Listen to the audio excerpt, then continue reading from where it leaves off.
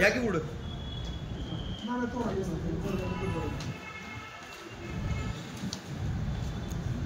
Sir चिटणीस आहे तुम्ही.